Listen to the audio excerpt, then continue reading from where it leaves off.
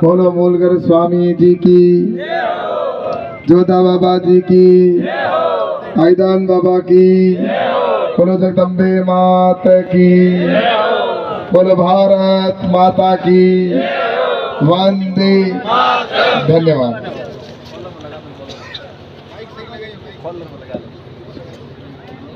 हमारे बीच में विराजमान है हम सबकी लाडली और यहाँ की विधायिका बहन प्रियंका जी और भाई दीपक कड़वासरा जी, बहन प्रभा जी, मानाराम जी और सभी मंच पर बैठे हमारे सभी नेतागण और उपस्थित सभी यहाँ पर आए हुए सभी सज्जनों, सभी मेरे पिता तुल्य बुजुर्गों, सभी युवा साथियों, सभी उपस्थित मातृशक्ति के रूप में बैठी मेरी माताओं बहनों, आज ये चुनावी सभा है और इस चुनावी सभा में हम ये मानस बना के आए कि हमें आने वाले समय के अंदर एक ऐसा नेतृत्व चाहिए जो देश को आगे बढ़ाए, भारत को विकसित बनाए।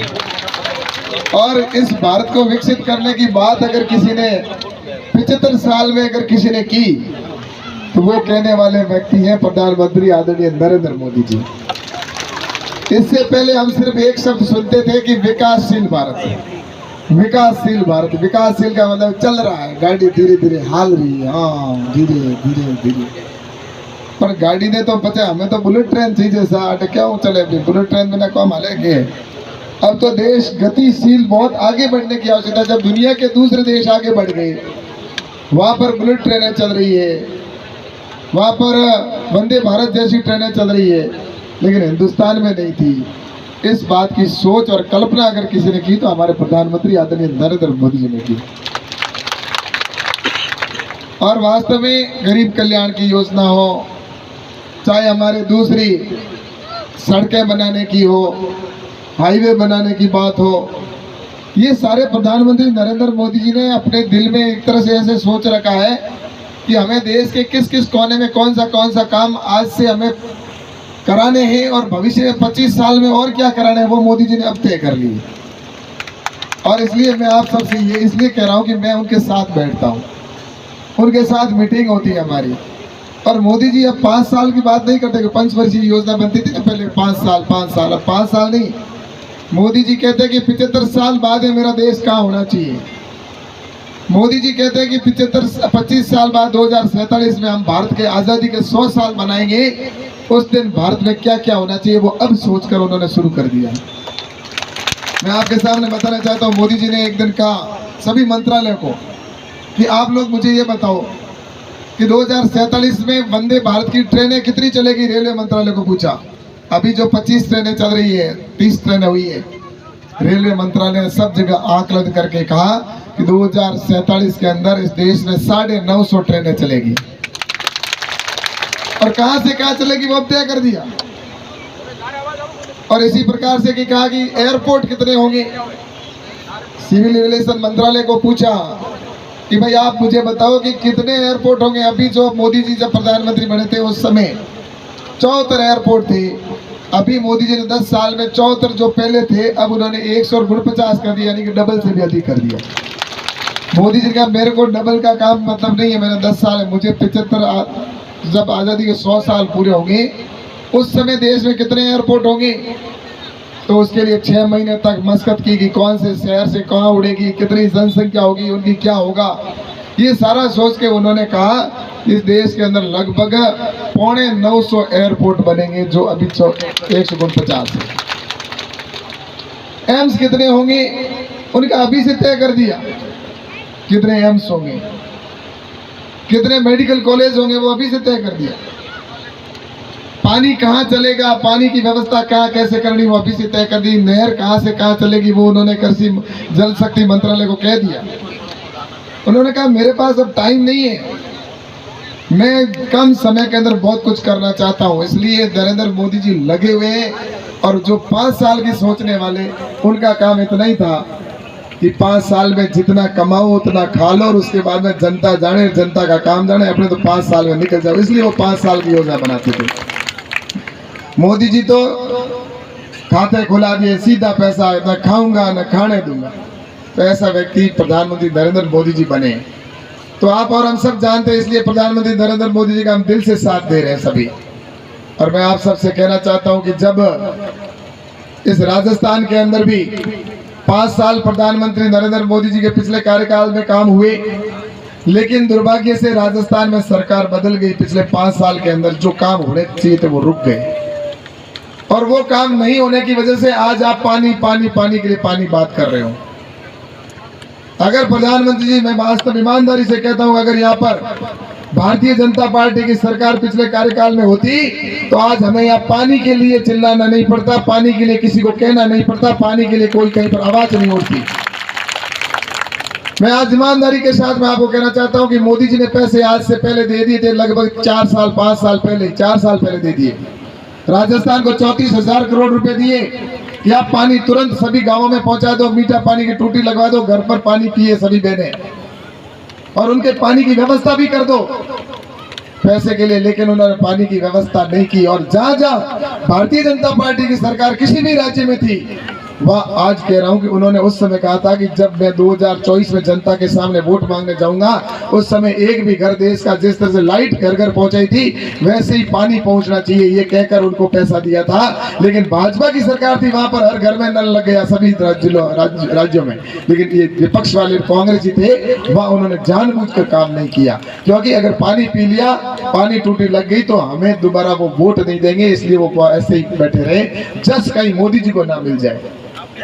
इसलिए मैं आप सबसे कहना चाहता हूं कि अब आपके राजस्थान में सरकार बनी है, मैं आपके सामने आज कह के जा रहा हूं, अगर आपके हर घर में जल की टूटी, मीठे पानी की टूटी नहीं लगी तो मैं दोबारा आपके सामने वोट मांगने भी नहीं आऊंगा। पानी की पूरी व्यवस्था होगी। और दूसरा रही बात, आपके अभी यहाँ पर बात की पोस्ट ऑफिस की, तो आपके पोस्ट ऑफिस भी जल्दी बन जाएगा, नहीं बना तो मैं आपके सामने वोट मांगने नहीं आऊंगा। और पोस्ट ऑफिस तो मैंने 350 बनाए थे, मुझे पहले कहते तो मैं कभी का बना देता। इसी 5 साल के अंदर 350 पोस्ट ऑफिस बनाए मैंने। मुझे किसी ने आके पत्र भी नहीं दिया, कोई चिट्ठी देते तो मैं करवा देता, इसमें तो कोई बड़ी चीज है ही नहीं।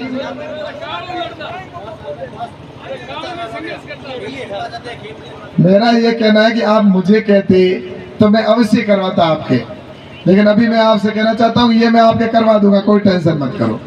ये तो छोटा सा काम है, बहुत बड़ा कोई काम भी नहीं है। हम तो बात कर रहे हैं। और क्या कहता है बैंक, चलो आपके बैंक भी यहाँ पर करवाएंगे, बैंक भी हो जाएगा। और मैं तो उससे भी आगे आपको कह रहा हूँ, नर्मदा नहर का पानी और इंदिरा गांधी के नहर के पानी को मिलाकर यहाँ पर सिंचाई के लिए पानी की व्यवस्था भी करवाएंगे, ये भी आपको बता देता हूँ। मेरा अगला मकसद ही ये 5 साल के अंदर मैं कोशिश करके भी किसी प्रकार से, चाहे मुझे प्रधानमंत्री जी से मिलना हो, चाहे मुख्यमंत्री जी से मिलना हो, चाहे उनसे मैंने पहले बात कर रखी हो, कैसे भी हो, क्योंकि मेरी लगभग सारी बात हो रखी है। इसलिए मैं आपसे कह रहा हूँ कि आपके आने वाले समय में यहाँ पर नहर का पानी से आप सभी यहाँ पर खेती करेंगे। और ये काम कौन करवा सकता है मुझे बताओ? कौन करा सकता है? जोरू बोलो, मैं हुड़ी चुको। अब मोदी जी करा सके तो राजस्थान में सरकार भारतीय जनता पार्टी की है, केंद्र में सरकार मोदी जी की बन रही है, भारतीय जनता पार्टी की। तो थाने नहर चीजिए क्या कोई दूजुड़ोंगे आता ही चीजिए, तो वो कौन तो भारतीय जनता पार्टी की सरकार और आप तो जीतन जन हो या दूजुड़ा कराएंगे। तो ये वास्ते आपने देखो, मेरी बात सुनो, मैं जो कहूँ वो हमेशा किया करूँ भाई। तू का कई लोग बैठा हुए, मैं विधायक बड़े भी पहला मैं घोषणा करी कि भाई तू की जनता को अगर मैंने हर पंचायत में मीठा पानी नहीं पहुंचा दिया तो मैं दोबारा आपके सामने वोट मांगने नहीं आऊंगा, ये कहा था मैंने। और मैं जब विधायक बना उसके बाद में 5 साल के अंदर दोबारा जब मैं वोट मांगने गया तो उस समय मैंने हर गांव के अंदर मीठे पानी की व्यवस्था कर, पानी की हौदी बनाकर और पानी शुरू कराने के बाद मैं जनता के सामने गया था। जो हमारे साथ सही को हर पंचायत में हौदियां बड़ी। तो इन प्रकार मैं आपसे कहना चाहूँ के लिए मेरे काफी समस्या भी आई, मैंने अधिकारियों को वगैरह विधानसभा के अंदर कई चीजें हुई, लेकिन वो मैं यहाँ पर कहने की बातें नहीं है, लेकिन मैंने वो करवा के छोड़ा, दम दिया।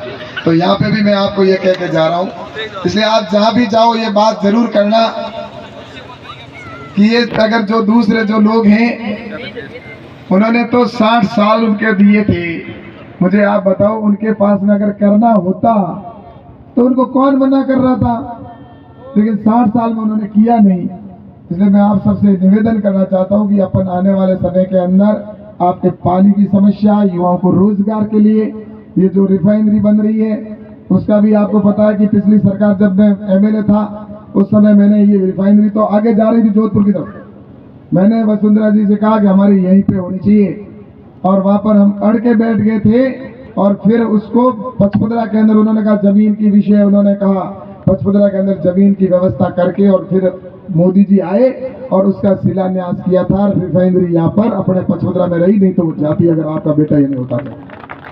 और अभी भी मैं कह रहा हूँ 19 चीज के अंदर भी लोग लगे हुए, इससे बनने वाली कई फैक्ट्रियां हैं, इससे लगभग 135 प्रकार के प्रोडक्ट निकलते हैं अंदर से उत्पाद, उनसे जो फैक्ट्रियां बनेगी लगभग यहाँ पर कोई 10-15 हजार फैक्ट्रियों के ऐसी बनने का संभावना है, जिसके हिसाब से इतने बड़े उद्योगपति यहाँ पर आके उद्योग स्थापित करेंगे उनके इंडस्ट्री से। तो उसके लिए मैं वाइब्रेट गुजरात के अंदर नरेंद्र मोदी जी जब मुख्यमंत्री थे तब उन्होंने किया था उद्योगों को लाने के लिए कि उसके लिए अधिक से अधिक उद्योगपति हमारे यहाँ पे आए, और गुजरात के अंदर उद्योगपतियों को बुलाकर उनको वहां पर उनकी फैक्ट्रियां लगाई थी ताकि उनके रोजगार उनको वहीं पर मिले। और मैं आज आपको कह रहा हूँ इस रिफाइनरी के माध्यम से आने वाले समय में यहाँ पर आपके वाइब्रेट गुजरात मोदी जी ने किया वैसा यहाँ पर अपने करवाएंगे और इंडस्ट्रीज के लोगों को यहाँ पर बुलाएंगे ताकि हमारे युवाओं को रोजगार प्राप्त करने के लिए बाहर नहीं जाना पड़े और यहीं का यहीं रोजगार मिले। रोजगार भी दिलाएंगे, अन्य प्रकार की जो भी ऑर्गेनिक जोन घोषित करवाएंगे, यहाँ का जो अपना ऑलरेडी उत्पादन ऑर्गेनिक होता है ये भी कराएंगे। अब बाजरे का अनुसंधान केंद्र अपने यहाँ पर हो गया, और आपके रेटे कई के कैलाश जी आप मैंने बताओ कि की हो गया, एक तरह बताऊं बाजरे का भाव क्या जगन में एमपी बढ़ियो, बाजरे का एमपी में बढ़िया बीटे 1200 रुपया 1100 रुपया रेट ही, और 1200 रुपया आज 5 साल पहले आई। मैं मोदी जी ने कहा मोदी जी अपने गुजरात में राजस्थान में हैंग वाली बाजरी वे, और बाजरी इतनी ज्यादा वे कि नहीं भाव तो किसानों ने मिले को नहीं बेचारों ने, इनको कोई ऐसा रास्ता निकाले कि अपन की अपने को किसानों को भाव अधिक मिले। तो पहले तो मोदी जी ने एमएसपी को दुगुना कर दिया खरीद का, लेकिन राजस्थान की सरकार ने खरीदा नहीं। मैं अशोक गहलोत को कहता रहा, मैंने कहा बाजरी की एमएसपी हमने 2500 रुपये कर दिए, हम 2500 रुपये में भारत सरकार बाजरा खरीदने के लिए तैयार है, तुम चिट्ठी तो लिखो। लेकिन अशोक गहलोत ने चिट्ठी नहीं लिखी, और हम बाजरा, क्योंकि ये नियम है कि बाजरा खरीदने के लिए राज्य सरकार को लिखना जरूरी होता है, राज्य सरकार ने लिखी नहीं इसलिए खरीद नहीं पाए। लेकिन हमने फिर दूसरा रास्ता ये निकाला, मोदी जी को कहा कि इसको क्या करें, तो फिर मोदी जी ने इसको मिलेट्स ईयर घोषित किया, यानी कि श्री अन्न, बाजरे का नाम है बाजरा नहीं है, श्री बाजरा रख दिया नाम, श्री आगे लगा दिया, और फिर कहा कि इसको दुनिया के अंदर हम ले जाएंगे, और वो मिलेट्स ईयर शुरू किया। और उसकी वजह से आज जो बाजरा कभी हम यहाँ कहते थे, लोग कहते कि ये तो गरीबों का धान है, अनाज है, इसको तो गरीब लोग खाते हैं, लेकिन आज वही बाजरा आपके इस बेटे के प्रयास से और नरेंद्र मोदी जी के प्रयास से आज अमेरिका के व्हाइट हाउस के अंदर भी बाजरे की रोटी खाते हैं, दुनिया के लोग खाने लग गए। बाजरे की इतनी मांग हो गई कि आज बाजरे की रेट 2500 से 3000 रुपए में हो गई है। उसका फायदा हर किसान को मिलता कि नहीं मिलता मुझे बताओ। इसलिए किसानों के लिए मैं निश्चित रूप से लगातार 5 साल पर मैंने कई ऐसे और भी कई महत्वपूर्ण कार्य किए, लेकिन मैं आप सबसे निवेदन करना चाहता हूं कि काम करना एक जनप्रतिनिधि का दायित्व है, उसको मैं निर्वहन करने की पूरी मैंने कोशिश की, आगे भी करूंगा। मैं ज़्यादा समय न लेकर बस आपसे इतना कहना चाहता हूं कि आपके हर समय में साथ हूं, और उस संकट में भी साथ था जब कोरोना आया था। और कोरोना आया उस समय आपको और हम सबको पता है कि ये दूसरे जो लोग थे कांग्रेस वाले और ये जो अशोक गहलोत, ये होटलों में बंद थे, इनके कार्यकर्ता घरों में बैठे थे, लेकिन आपका ये भाई, आपका ये बेटा उस समय ऑक्सीजन के सिलेंडर लेकर, कंसंट्रेटर लेकर, और जितने हॉस्पिटल थे उन हॉस्पिटलों में जाकर व्यवस्था कर रहा था। मेरी जान को जोखिम में डालकर भी मेरे को 3 बार कोरोना हो गया, उसके बावजूद भी मैं लगा रहा। मैंने कहा चाहे मेरी जान चली जाए लेकिन मेरे लोगों की जान नहीं जानी चाहिए। डॉक्टर ने मना किया, फिर भी मैं वहां पर जाता था, हॉस्पिटलों के बीच में अंदर चला जाता था पेशेंटों के पास में। लेकिन मैं आप सबसे कहना चाहता हूँ कि इतना काम करने के बाद भी डॉक्टरों ने मना कर दिया, जान चली जाएगी, लेकिन फिर भी लोग कुछ इस तरह से करते हैं। लेकिन मैं उनकी परवाह नहीं करता, क्योंकि मुझे पता है कि मेरे यहाँ की क्षेत्र की जनता मेरे साथ है। इसलिए मैं निश्चित रूप से आज आपके सामने ये कहना चाहता हूँ कि आने वाले समय में हम आपके जो भी विकास के विषय हैं उनको विकास कराएंगे, और आप सभी यहाँ पर इस प्रकार से यहाँ से जाएं कि आप सभी नरेंद्र मोदी बनकर जाएं, क्योंकि इतना बड़ा क्षेत्र है। आज एक सरपंच होता है, वो भी हर घर नहीं जा सकता, 5 साल में भी सरपंच भी मुख्य धड़ेगा, कोई प्रमुख व्यक्ति है बोंगे करे जाए ढोनी ढोनी सरपंच को पूगेंगे।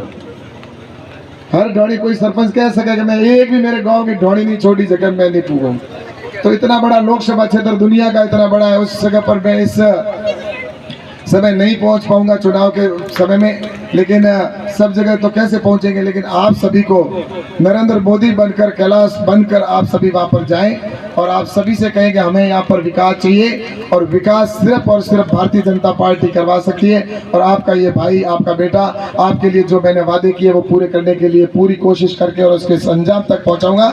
यही बात मुझे कहनी थी। आप